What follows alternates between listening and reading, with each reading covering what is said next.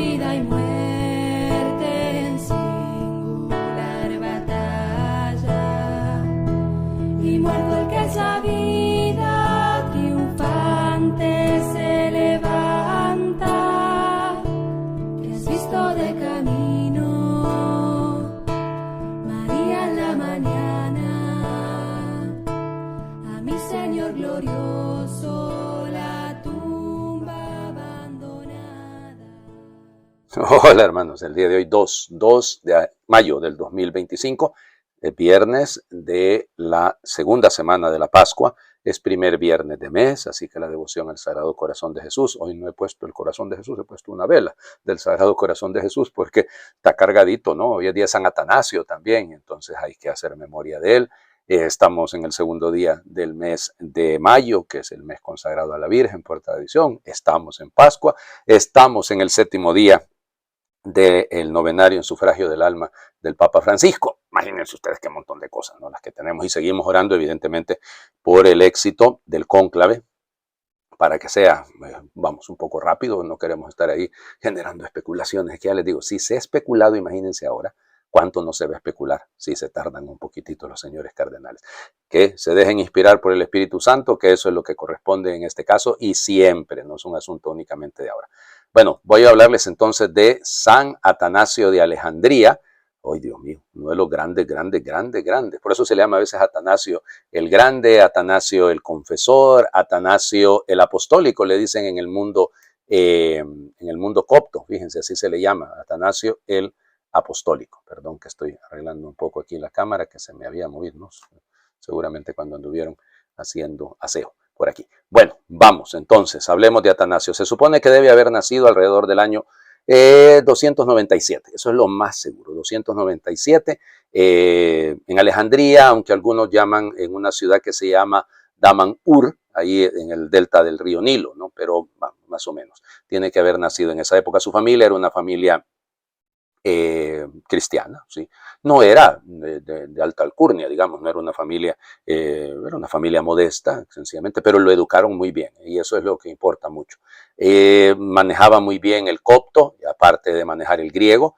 Bueno, y dicen que hay un montón de historias bien simpáticas sobre eso, ¿no? Rufino, el gran enemigo de San Jerónimo, es historiador, dice que el obispo Alejandro de Alejandría, pues un día desde la ventana, es decir, alcanzó a ver un grupito de muchachitos que estaban jugando ahí por la orilla del río Nilo, y entonces ellos estaban, como les diría, jugando a ser sacerdotes, jugaban a hacer bautismos, de hecho, y entonces pues los mandó a llamar y descubrió que Atanasio era el que había actuado de obispo, porque en aquel entonces eran los obispos los que hacían de los bautismos directamente, no siempre, pero era en su mayoría. Entonces le dijo, cuando se puso a hablar con Atanasio, se dio cuenta que resulta ser que todo lo que había hecho estaba correcto. O sea que realmente había utilizado las palabras correctas, había utilizado agua, o sea que por lo tanto le prohibió que lo siguiera haciendo, ¿no? Porque entonces ya esos niños todavía no habían recibido la catequesis, no habían hecho el catecumenado y eran niños ya en ese momento, ¿no? Bueno, en todo caso, es bello esto, ¿no? Porque luego Atanasio va a terminar siendo diácono de él. Famosísimo, ¿no? Porque en esta época Alejandría es un foco de cultura, y hay que hablar de Clemente de Alejandría, de Orígenes, de Panteno, que fue anterior a todos ellos, de Diognosto, o sea, todos estos que siguieron una formación y le dieron una marca, ¿no? Luego Pedro de Alejandría también es muy importante, él fue martirizado en el año 311 y entonces pasa a ser Alejandro, el que llega a ser el obispo, y ahí entonces empieza, ya para esta época, más o menos al 319, Atanasio había empezado a escribir algunos de sus tratados, por ejemplo el tratado sobre la encarnación contra los paganos, porque ahí en el fondo está hablándole a los paganos, pero eso va a servir un documento bellísimo para ir en contra de los arrianos más adelante. Bueno, ¿qué más podemos decir? Él estuvo en el primer concilio de la historia de la iglesia, el concilio de Nicea, solo que no era obispo, entonces fue como perito, fue como experto del obispo Alejandro, y él fue el que puso la pauta de todo, él fue el que marcó todo. El credo niceno se lo debemos de alguna manera a él, aun y cuando ¿cómo se llama? Se sabe que fue Ocio de Córdoba, el que le fue dando la forma, el término homoousios y todo aquello de la misma naturaleza del padre, pero quien está detrás de todo esto fue él. Su oposición al arrianismo es evidente. Luego, ¿de dónde viene el arrianismo? El arrianismo arrio era un sacerdote alejandrino, pero que luego se había ido a Antioquía, y allá en Antioquía empezó a decir la locura de que Cristo no era Dios, sino que era únicamente un hombre, la más importante de las criaturas, la primera criatura. De alguna manera los homoiusianos, es decir, los, llamémosle así, los semiarrianos, van a decir después, sí, termina siendo Dios al final, pero es porque era un hombre que Dios lo hizo, lo deificó. Nada de eso, nada de eso. Y por eso, vamos, directamente, por eso Arrio, la lucha va a ser contra Atanasio, ¿no? Va a llegar a ser patriarca de Alejandría cuando muere Alejandro, tiene que haber sido en el año 328. Perdón que me ría, pero es que al pobre sí le tocó. Realmente pasó de toda su época como patriarca de Alejandría prácticamente 17 años fuera, porque fue exiliado 5 veces. 5 veces lo echaron fuera. Ya la quinta vez la gente ya se rehusó y no lo dejó que se fuera, ¿no? Pero realmente muy importante. ¿Qué podemos decir más? Conoció a Antonio, de hecho es su biógrafo, Antonio Abad, el padre del monacato en general, ¿no? Porque fue en Oriente. Conoció a Pacomio, que va a ser el padre de los cenobios, es decir, de las comunidades de monjes. Ya les digo, o sea, bueno, no quiero aquí detenerme tanto porque sin duda tenemos que, las lecturas de hoy son tan bellas, ¿no? Porque comenzamos a leer el capítulo 6, pero de San Juan. Pero ya les digo, desde el primer destierro fue muy interesante, porque fue en el año 336 y se fue para Treveris, o sea, se fue para el occidente, y estando allá lo recibieron, vamos, con todos los honores. Quien lo expulsó, fíjense, estamos en el 336, fue Constantino el que lo expulsó. Y luego ya sus hijos, Constantino II, Constancio y bueno, igual, ya les digo, una cosa, sus escritos, podemos aquí pasarnos, estoy pensando en hablarles de, sus obras son controversiales sin duda, pero la encarnación del verbo es para mí el libro más importante, creo que lo es para todo mundo. Es su trabajo, es uno de los 4 grandes padres, doctores de la Iglesia de Oriente. Importante en el caso de él, la conformación, la definición del canon del Nuevo Testamento. O sea, gracias a él y a Orígenes, a la escuela alejandrina, es que se debe, ¿no? Que ya queda. Por ejemplo, el Códice Vaticano, que yo tantas veces se lo cito, que es una de las copias más antiguas, tiene efectivamente la lista de San Atanasio. O sea, sigue esa lista que él hizo. Bueno, ya a sus discípulos también les va a tocar muy duro, ¿no? Y fue duramente criticado. Hay algunos que lo acusan incluso de que en algún momento mandó a matar, o sea, a uno de sus contrincantes, de sus enemigos. Eso es una cosa un poco pasada de sentido común, ¿no? Muere realmente pues el 2 de mayo del año 373, ¿no? Ahí más o menos. Y si nació en el 297, pues tenía 70 y tantos años, 76 años. Bueno, bello, ¿no? ¿Cuándo fue canonizado, padre? ¿Cuál canonizado? ¿Qué van a estar queriendo canonizar a Atanasio? Si Atanasio es doctor de la Iglesia, Atanasio no hay proceso de canonización para él, ¿no? Bueno, vamos, lecturas. Hechos de los Apóstoles, capítulo 5, versículos del 34 al 42. En aquellos días, un fariseo llamado Gamaliel, doctor de la ley y respetado por todo el pueblo, se levantó en el Sanedrín, mandó que hicieran salir por un momento a los apóstoles y dijo a la asamblea: israelitas, piensen bien lo que van a hacer con esos hombres. No hace mucho surgió un tal Teudas que pretendía ser un caudillo y reunió unos 400 hombres. Fue ejecutado y dispersaron a sus secuaces y todo quedó en nada.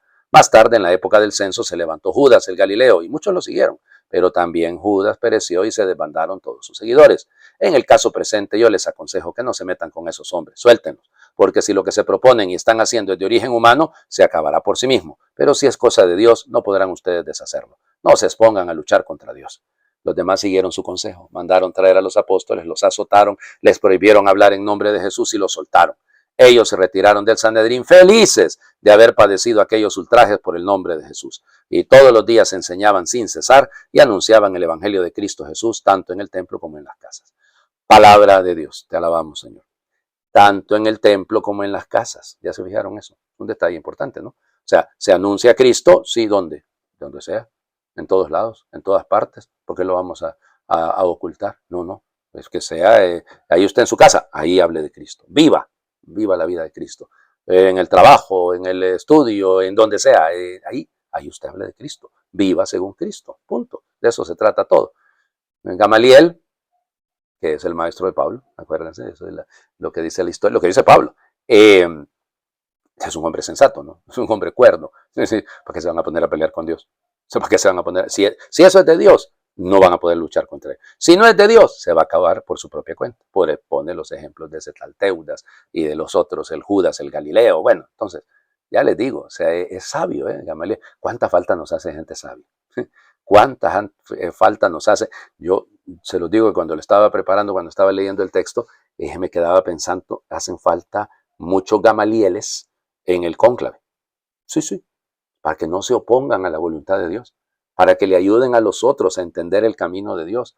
¿Para qué se van a pelear, hombre, por cosas que es que ya les digo, hay algunos que la mentalidad es tan cerrada, tan cuadrada?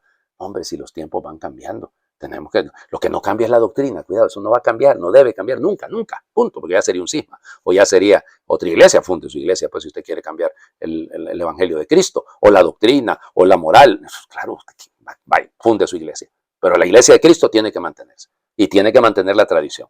Y tiene que, sí, pero ya les digo, cuando se encasquetan en esas posiciones a veces de, no, hay que eliminar todo lo que hizo el Papa Francisco. Pero ¿y por qué, Dios mío?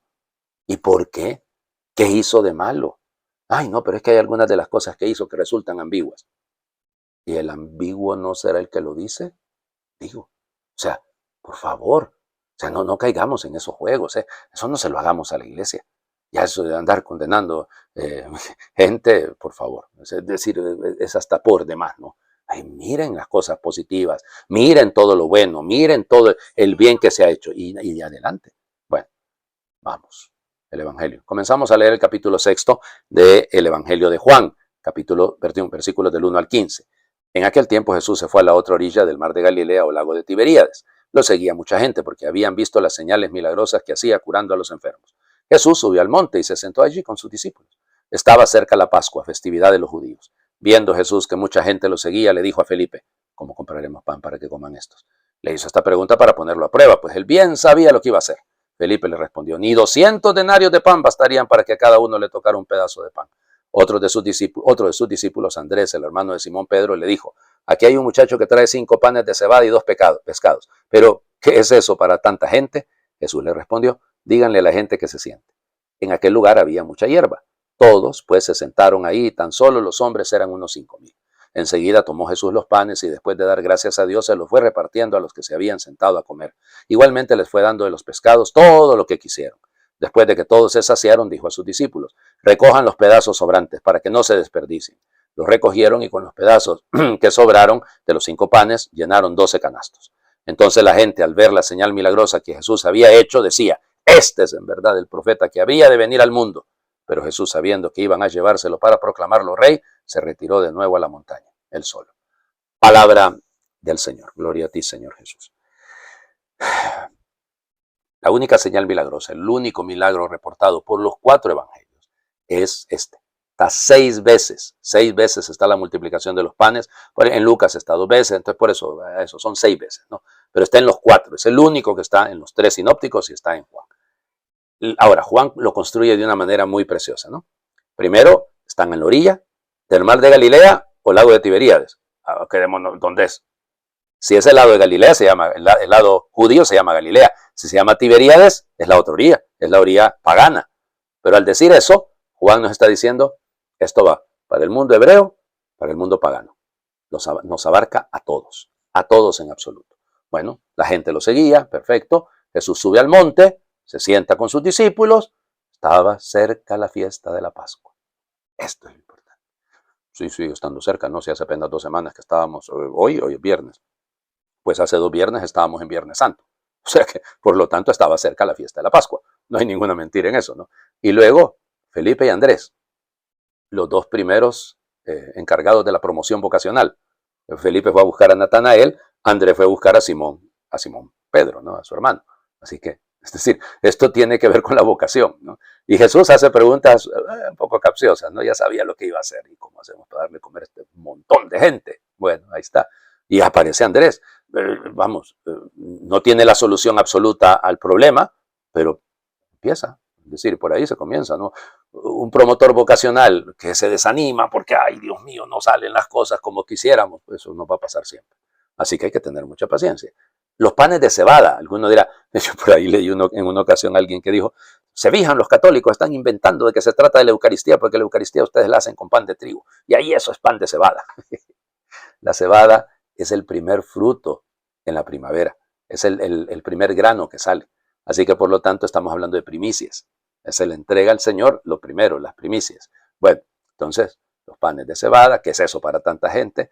Había ahí mucha hierba, la imagen idílica, ¿no? La imagen del paraíso, había mucha hierba. Imagínense ustedes, si están saliendo del invierno, si está cerca la Pascua. Si está cerca la Pascua, están saliendo del invierno, ¿no? Así que por lo tanto, olvídense, sentarse en el suelo, ahí era sentarse en un cubo de hielo de repente.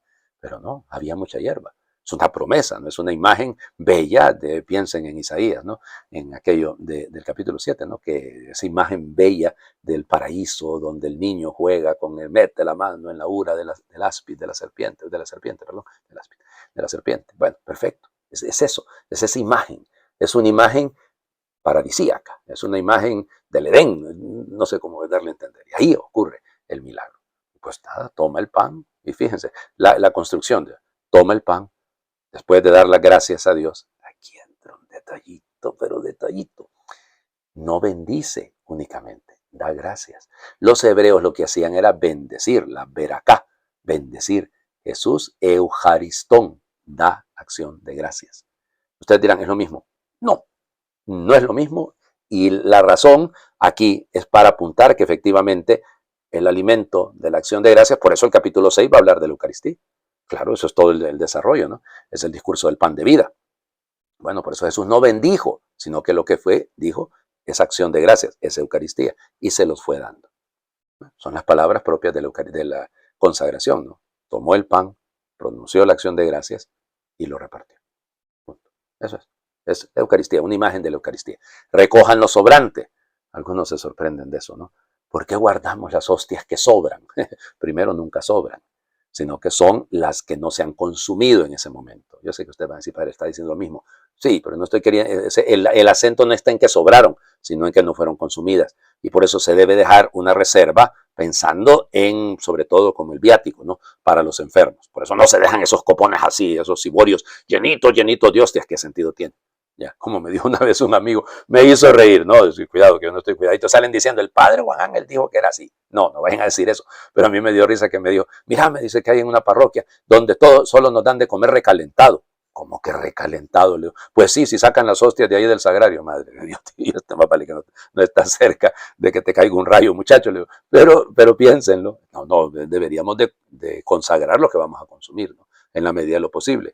Yo aquí en la parroquia, la misa de la mañana, la misa de las 7 de la mañana, que hagan de cuenta que son siempre las mismas personas, generalmente son las mismas personas. Entonces yo ya las conozco, cuento cuántos son, bueno, 30 hostias, vámonos. Y ya le doy de comulgar y casi siempre pego, alguna vez me hará falta alguna o me sobrará alguna, pero generalmente pero es más fácil, ¿no? Porque claro, ya uno los conoce, así debería ser toda comunidad cristiana. Bueno, dejando de lado porque ya pasa mucho tiempo. Entonces, este es en verdad el profeta que había de venir sin momento, pero él no anda buscando ser rey. Ya es rey. ¿Ven la diferencia? Él no anda buscando ser rey. Él ya es rey. Ok, es primer viernes de mes. Estamos en la Pascua. Y dentro de un mes y medio, no, casi 2 meses, vamos a terminar el jubileo por los 350 años de las apariciones a Santa Margarita María Alacoque del Sagrado Corazón de Jesús. Así que yo voy a pedirles que recemos esta oración que fue ideada precisamente para este evento de 350 años de las apariciones. Señor Jesús, que revelaste a Santa Margarita María tu corazón apasionado de amor por todos y cada uno de los hombres en particular. Tú nos invitas a beber de la fuente de tu corazón que hoy permanece abierto más que nunca. En este sacramento del amor que es la Eucaristía, te ofrecemos nuestros trabajos y cansancios, que encontremos en ti nuestro descanso. Te presentamos nuestros sufrimientos y heridas, consuélanos y cúranos. Te mostramos nuestra dureza de corazón, haznos mansos y humildes. Ponemos ante ti nuestras ingratitudes e indiferencias, que te devolvamos amor por amor. Te expresamos nuestra sed de amarte y anunciarte. Envíanos el poder de tu Espíritu Santo. Señor, nos consagramos a tu corazón, horno ardiente de caridad. Haznos instrumentos que atraigan los corazones a tu amor. Haznos arder en tu amor compasivo, que nos haga testigos ante el mundo de este corazón que nos ha amado tanto. Amén. El Señor esté con ustedes y les bendiga a Dios por intercesión de San Atanasio, el que es Padre, Hijo y Espíritu Santo, y su bendición descienda, les acompañe siempre. ¿Cómo era la cuestión? Cristo ha resucitado, verdaderamente ha resucitado. Sagrado Corazón de Jesús, en ti confío y espero. Feliz viernes para todos.